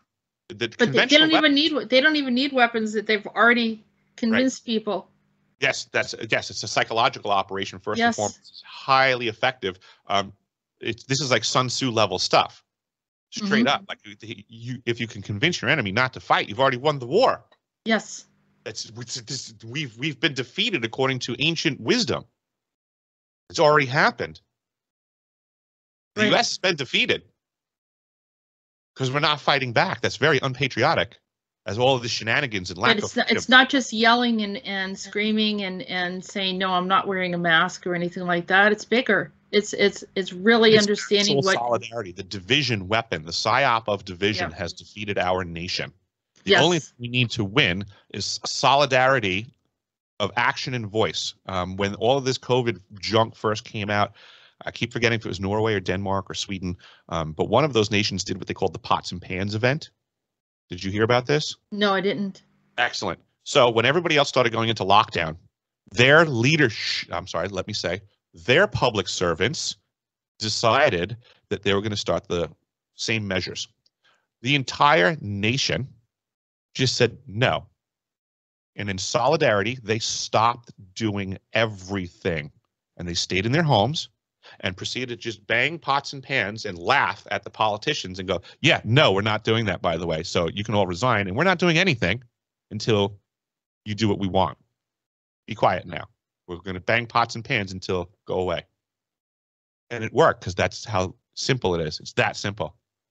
I want you to share with people the monkey story, the story that with the bananas. You got it.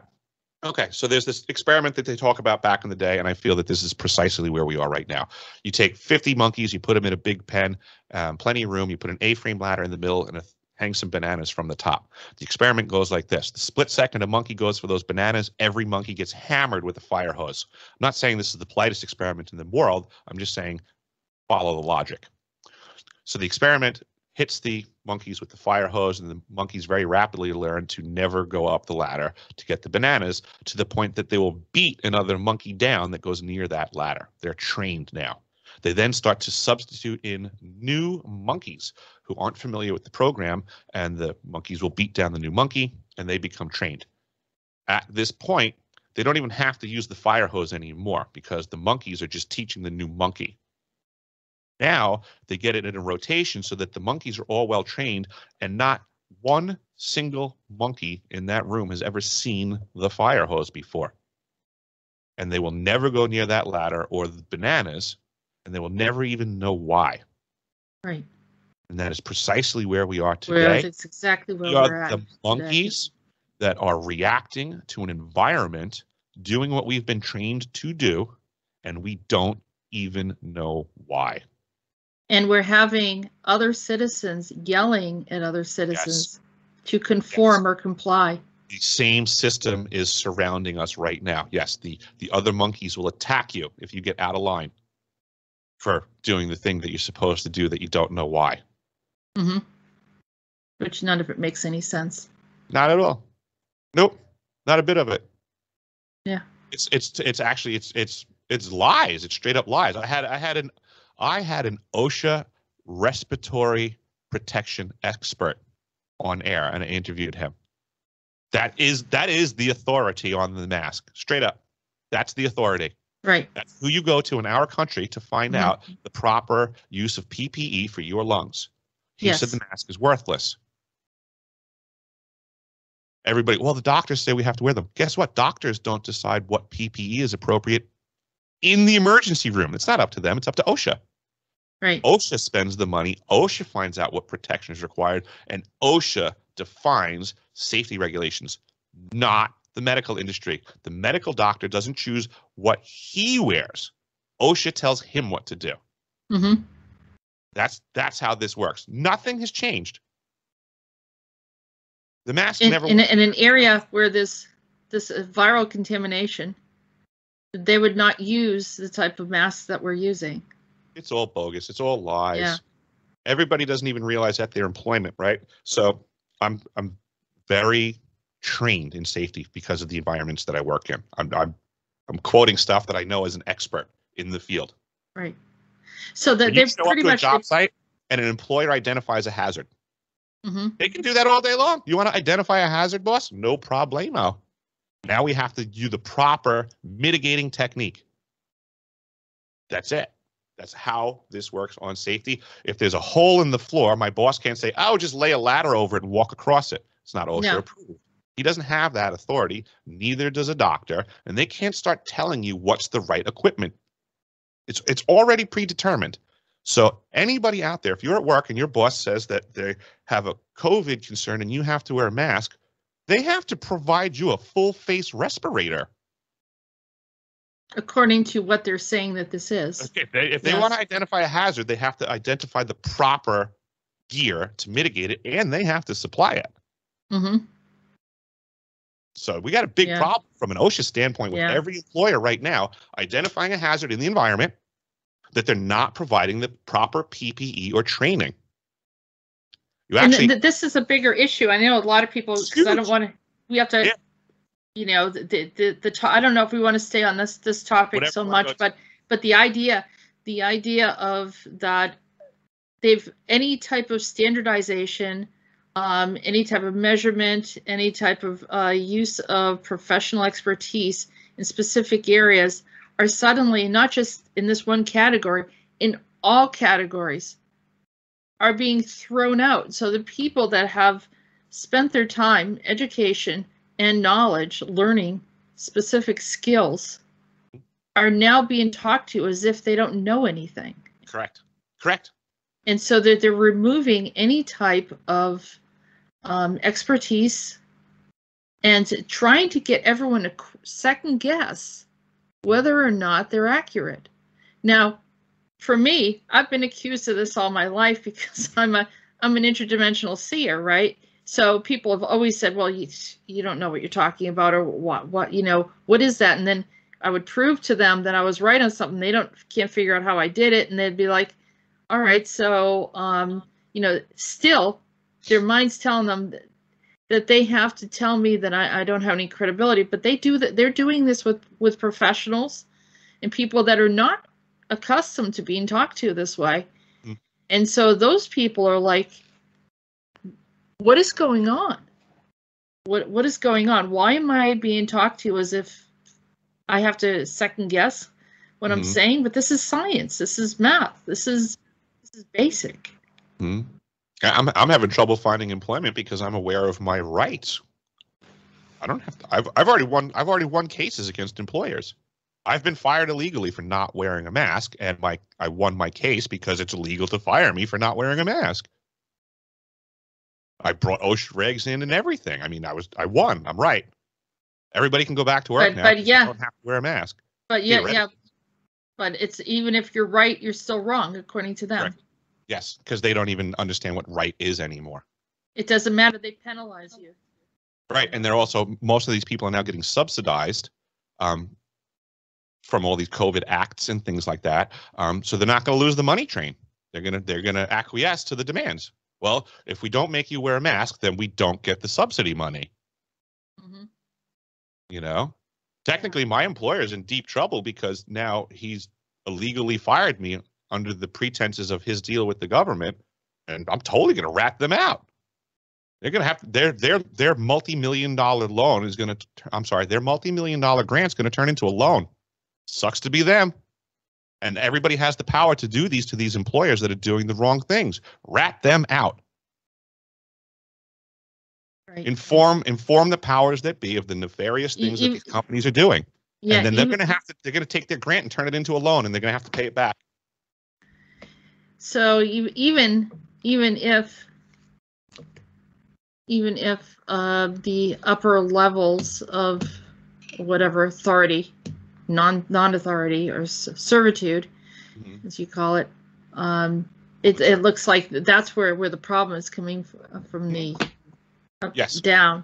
Absolutely. And so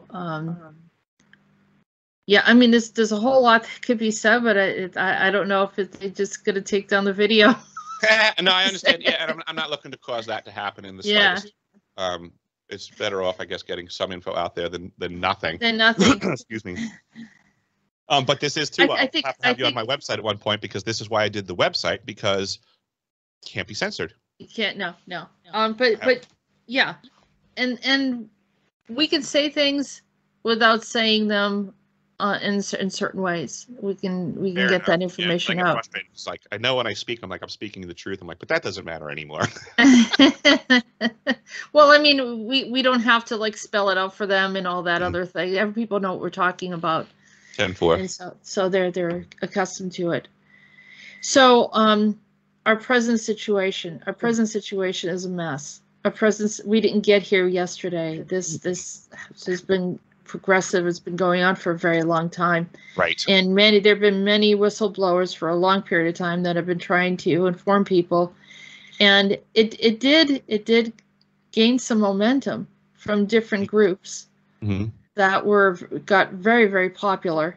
And so there are quite a few people that are starting to research and look into things and feeling like they don't need the approval of the mainstream to help them decide what is true. And that was the fear, is to be out of the social acceptability. Yep. And I agree 100%. I think that the youth nowadays is a lot more enlightened than when I was that young. For example, I came up through the time period of, when you were talking about 9/11 truth, people thought I was a Nazi for being against the government and questioning things. How dare you say that 9/11 was an inside job? Now it's just like a given. Everyone's like, oh yeah, it's a total scam. But what do people do about it now? What heads rolled? I know. So like you said, like it is. I mean, it's happening everywhere.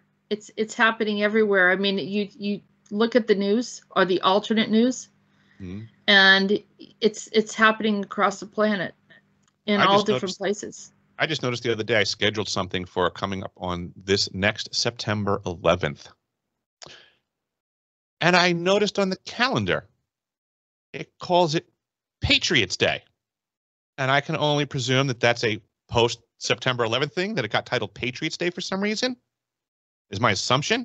Because I don't remember there being a Patriots Day before that one, so I imagine I don't remember that either. Yes. And it actually got me really mad, because I thought, you know what? Sure. And my girlfriend actually said, she goes, they should call it the Patriot Act Day. And I'm like, right?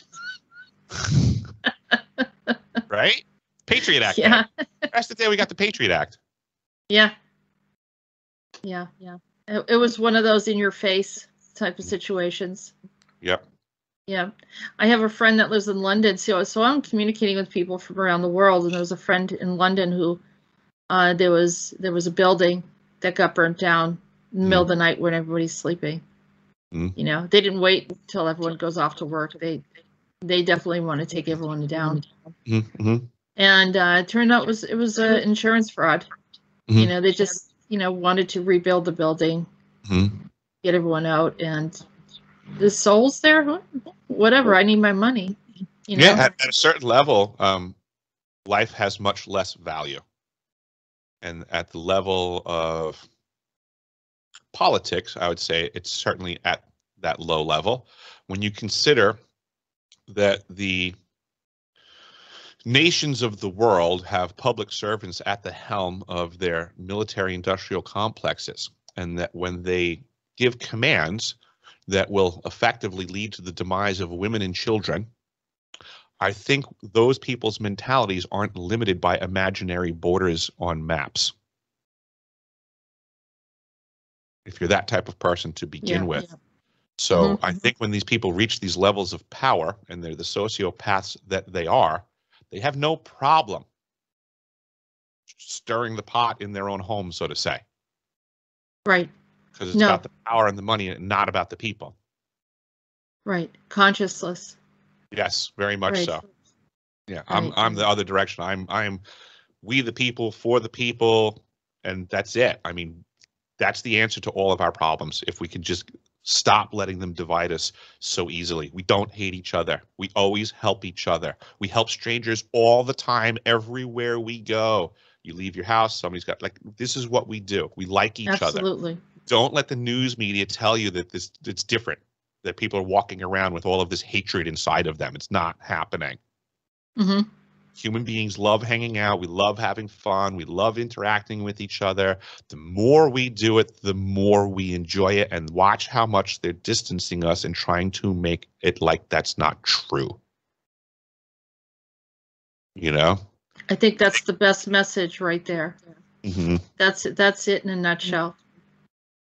Because when it comes down to it, and whether you're talking about secret space, whether you're talking about Antarctica, whether you're talking about anything else on the planet, and the injustice and programs that they put children in, and when it comes down to it, it's our human experience that's being pulled from us.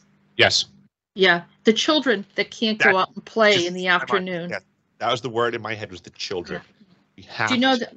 Yeah. really look at this world and consider, how would you remold it if you really had the ability to make it the best way possible for all of the children.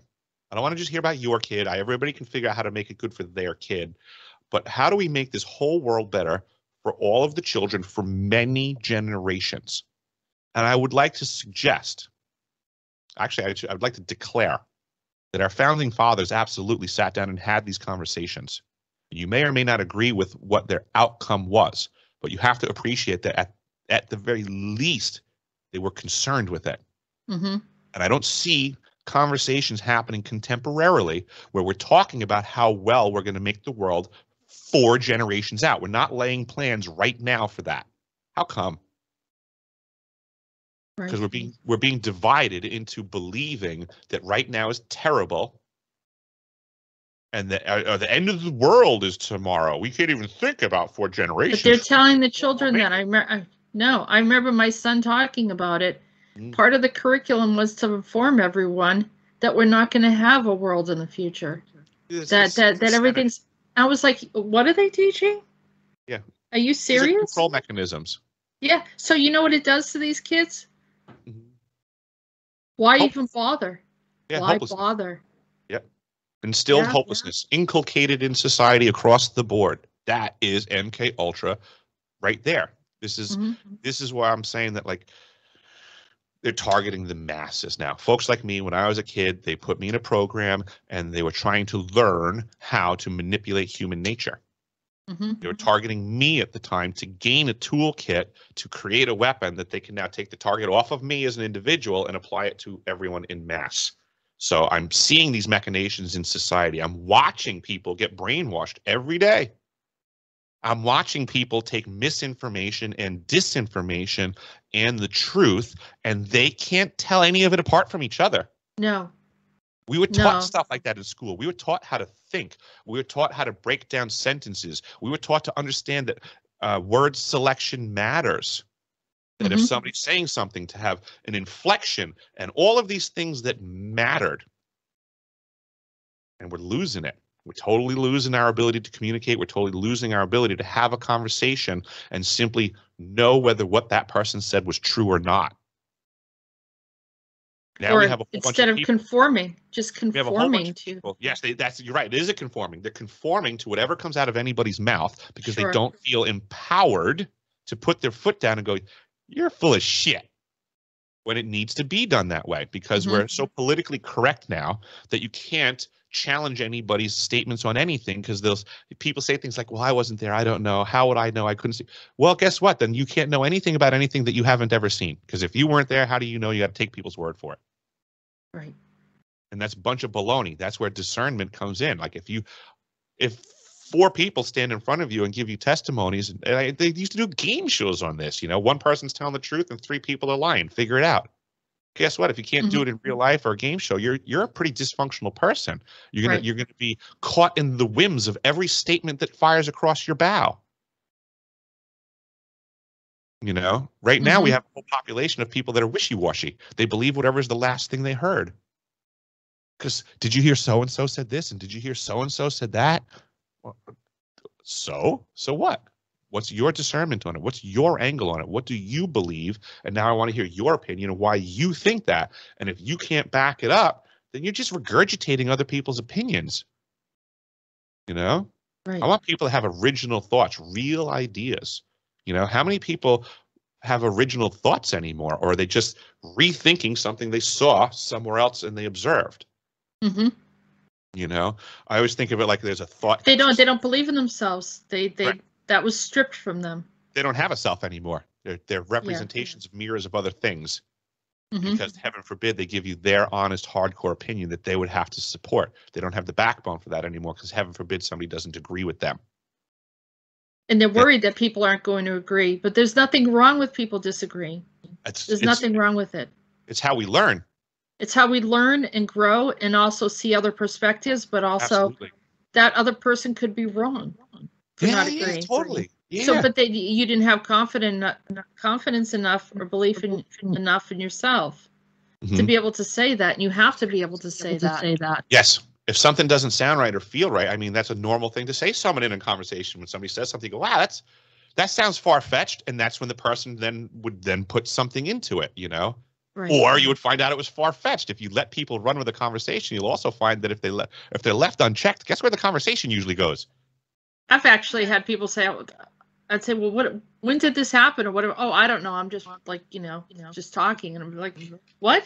And it's like a stream of consciousness. It's like, it's really weird what some people are doing, regarding programming and how they're interpreting information. And I mean, I get you can't remember everything either. I make mistakes. Yeah. I no, I think some people are just going with the narrative. That's what I was talking about. Not necessarily just forgetting, but literally create, finding a narrative somewhere and running with it, and not even validating, not even knowing if it was true, and then and no one ever checks them. Right. Yeah. Yes. Yeah. I think that happens more than it should. And again, I'm not knocking people for their testimonies, but I mean, in the world that we're in contemporarily, there's only so much you can do with that. It's just like I'm a tradesman, so I think of tools in a toolkit. I mean, there's certain tools that are good for certain things, and they're not good for other things. So testimony has value, but it only has so much value. There's a truth to that.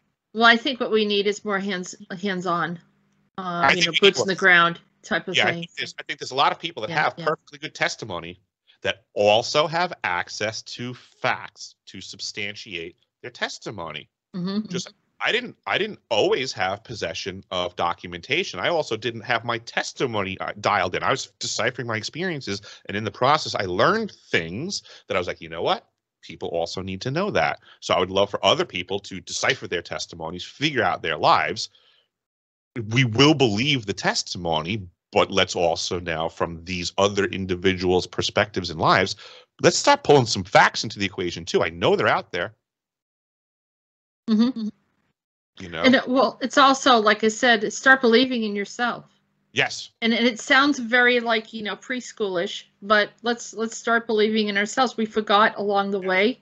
We got so oppressed and programmed and everyone trying to fit us into the mold that a lot of people just forgot and let go of their own identity. I love the way that you just put that, Jessica, because I'm going to talk to everybody how I actually know everybody to be.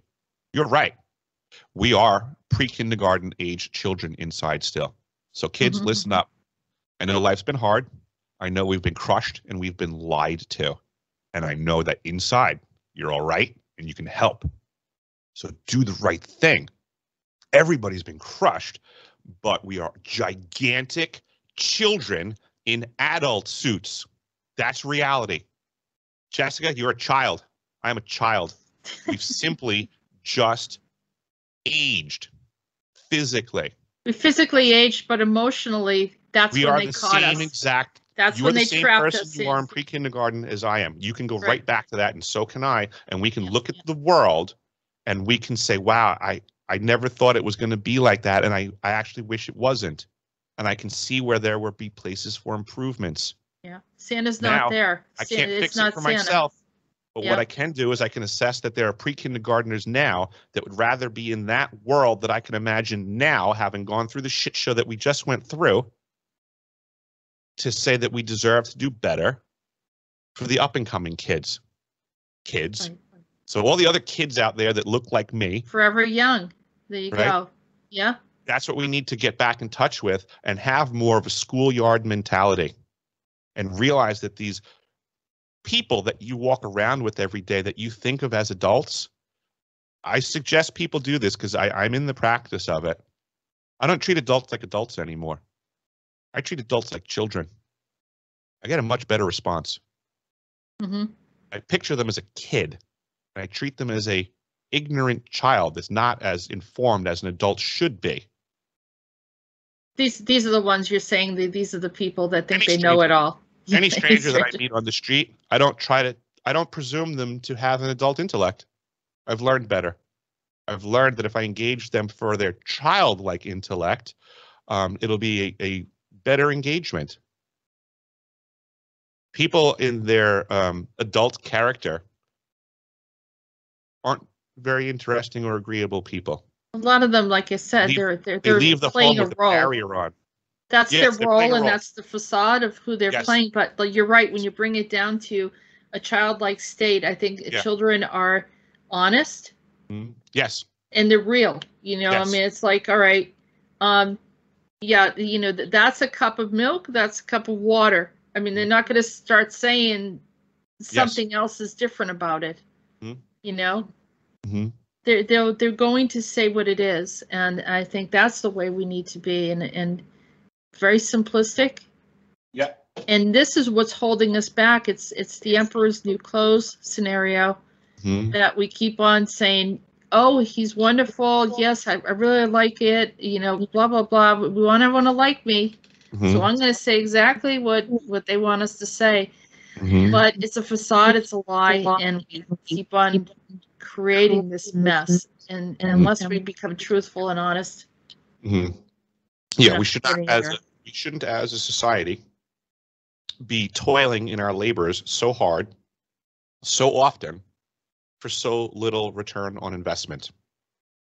Basically, you can look at folks like Buckminster Fuller, who are saying we should be able to do things more efficiently. I agree. I would also state that the Industrial Revolution was a lie, because we work as a household.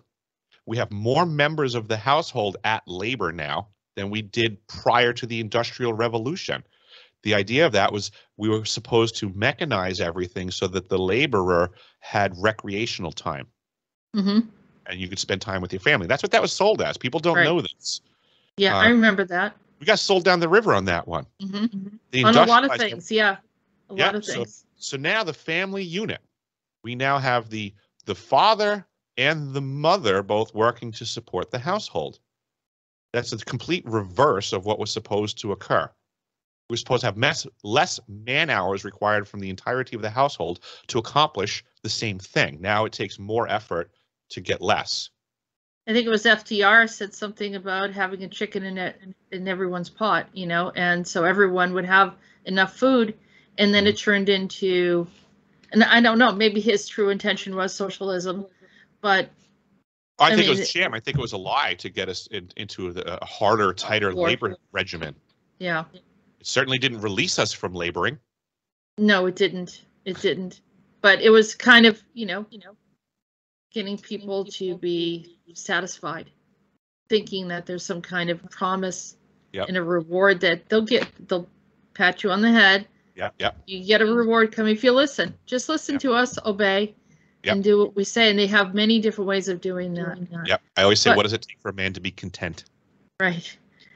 So, last words, because we're winding up. I think we're coming to close to 2 hours, and I think people are going to be overwhelmed with all of this. Might have to split it into 2 parts. Sure. Yeah, we can definitely You never know. Yeah, it's do hard to an- keep people's attention. Yeah. So last thoughts On? on Oh, before geez. we leave. My last thoughts. I want people to go to my website, deciphering.tv, and go into the archives and find facts. I want people to look at those types of facts and look in their world and see if you can start doing things similarly. If you can start helping us help people. This is a we the people thing. The government is not going to save us. We have to do this ourselves. I have documentation. I'm sure other people have had similar documentation come across their desks. So to say, let's just share this stuff. Let's let everybody know what's really going on in the world. I've been places and I've seen things. I'm sure there's other people that have been places and they've seen things as well. Let's chat. What documents you got? Let's do this. That's where I'm at. I mean, we got to move forwards. The door is open. The government left the door open. Let's charge through that thing. Let's find out as much facts and stuff and bring it to the public as quickly as we can, because who knows how long the door will be open. Right. Right. And people are welcome to contact me as well for that. Yep. Yes. Yeah.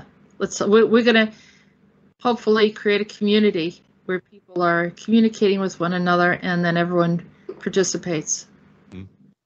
Yeah, I agree. For all of us. But thank you so much, Eric. Thank you so much, Jessica. It was a really good interview, very, very interesting conversation, and I appreciate your time and effort to be here. Awesome. So we'll do it again. Absolutely. Thank you very much. All right. And thank you, everyone, for listening. Thank you for your support. Continue paying attention to some of the different shows that are coming up. Have a good day, everyone.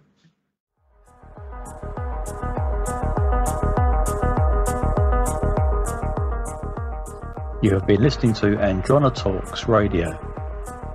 Join us on YouTube channel Jessica Arael Morocco and visit her website at www.readingsbyarael.com.